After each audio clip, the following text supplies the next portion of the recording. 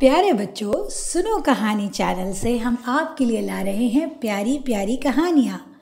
आज की कहानी का उन्वान है आई है बारात। ये कहानी सईद लख्त ने लिखी है और ये कहानी आपको सुना रही हैं जवेरिया सईद।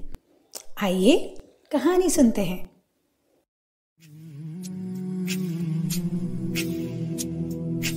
आओ बच्चों सुनो कहानी, ना कोई राजा ना कोई रानी। आओ बच्चों सुनो कहानी, ना कोई राजा ना कोई रानी। चिड़िया इसमें, तोते इसमें, हिरन ज़राफ़े, हाथी इसमें, चंदा मामू झिलमिल तारे, फूल और कांटे पत्ते सारे, पेड़ है इसमें पानी। आओ बच्चों सुनो कहानी।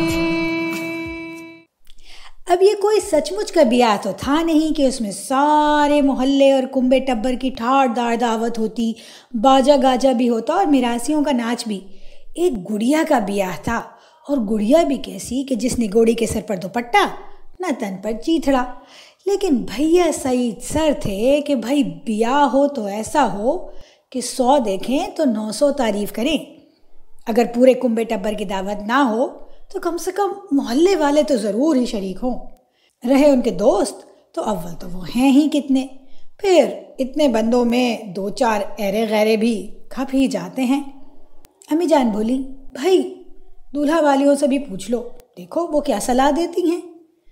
रातों रात नायन के हाथ तस्नीम को बुलाया और उससे मशवरा किया तो वो बोली, बहन महंगाई का ज़माना है, अगर आज किसी से कर्ज उधार लेकर ज़ात बिरादरी में वाह वाह करवा भी ली तो कल उसका अंजाम बुरा होगा। इसलिए मेरी मानो 2-4 लड़कियों को बुला लो, 2-4 को मैं बुला लूँगी। अम्मी जान हमारी बातें गौर से सुन रही थी।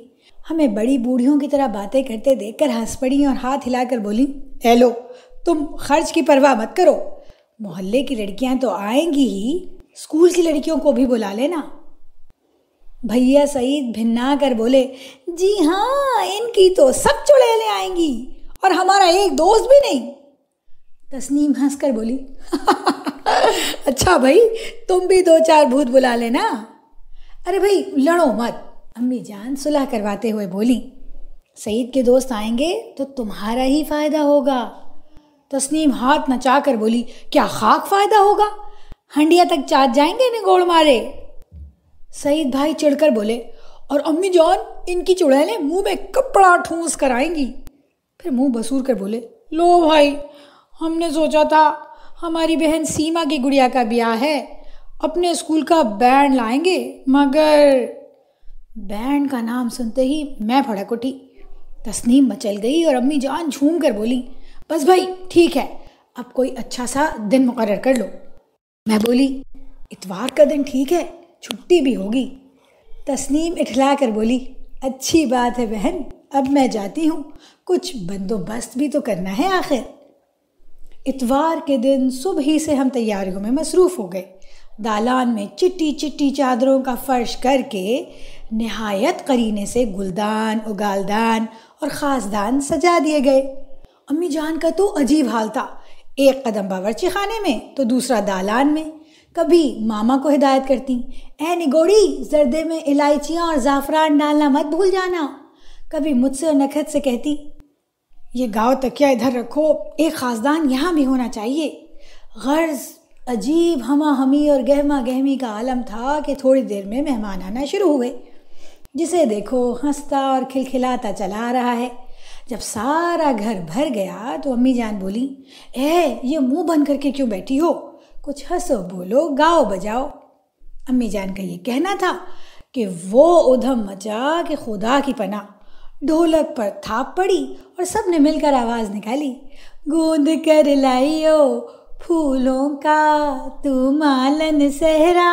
अभी ये गुलगपाड़ा मच ही रहा था कि मामा दौड़ी हुई आई और बोली, बीबी जी बारात आ रही है। सब खामोश हो गए और कपड़े ठीक ठाक करने लगे कि इतने में बारात दाखिल हुई। आगे आगे सईद भाई का बैंड था, उसके पीछे दूल्हा मियाँ और उनके पीछे बच्चे बच्चियों की एक फौज। एक समंदर था खुशी और मसरत का जो ठाठे मार रहा था। सब करीने से बैठ गए तो सईद भाई ने जावेद को कुछ इशारा किया। वो अंदर अपने कमरे में चला गया और सईद भाई बोले, भाई दूल्हा मियाँ रात रोटी ज़रा ज़्यादा खा गए थे, बेचारों की तबीयत ख़राब हो गई है, इसलिए निकाह अभी पढ़ा देना चाहिए। ये कहकर ज़ोर से पुकारा, अजी काजी साहेब, अजी क़िबला काजी साहेब। क्या देखते हैं कि काजी साहब चले आ रहे हैं। पैरों तक अचकन, सर पर बड़ी सी पगड़ी, लंबी सी दाढ़ी और नाक पर टूटी हुई ऐनक। ये जावेद था। जिसने देखा हंसते हंसते लोटपोट हो गया।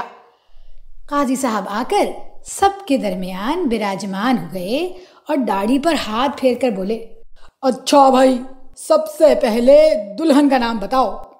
मैंने कहा, दुल्हन का नाम फुलझड़ी बेगम। भैया सईद बोले, दुल्हा का नाम शेख लट्टू बख्श। काजी साहब बोले, सुभान अल्लाह, क्या जन्नाती नाम है।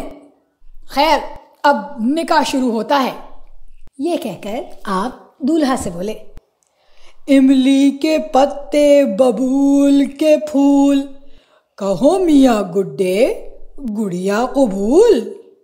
अब कोई सचमुच का दूल्हा होता तो हाँ कहता भी, मियाँ गुड्डे क्या खाक कहते। इसलिए सईद भाई बोले, कबूल। काजी साहब बोले, अस्तगफिरुल्लाह, अम्मा निकाह आपका हो रहा है या शेख लट्टू बख्श का? जब तक दूल्हा हाँ ना कहेगा निकाह हरगिज ना होगा। ये शरीयत का मामला है, बच्चों का खेल नहीं। अब तो हम लोग बड़े परेशान हुए।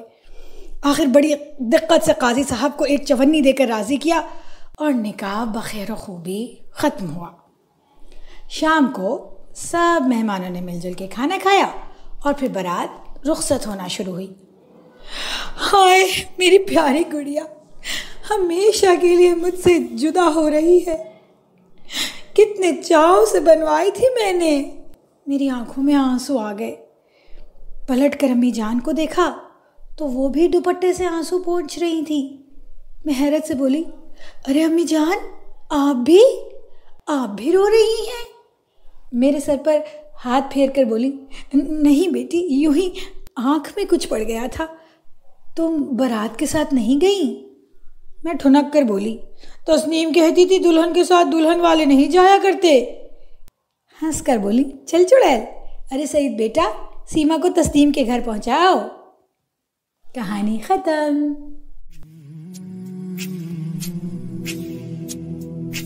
आओ बच्चों सुनो कहानी, ना कोई राजा ना कोई रानी।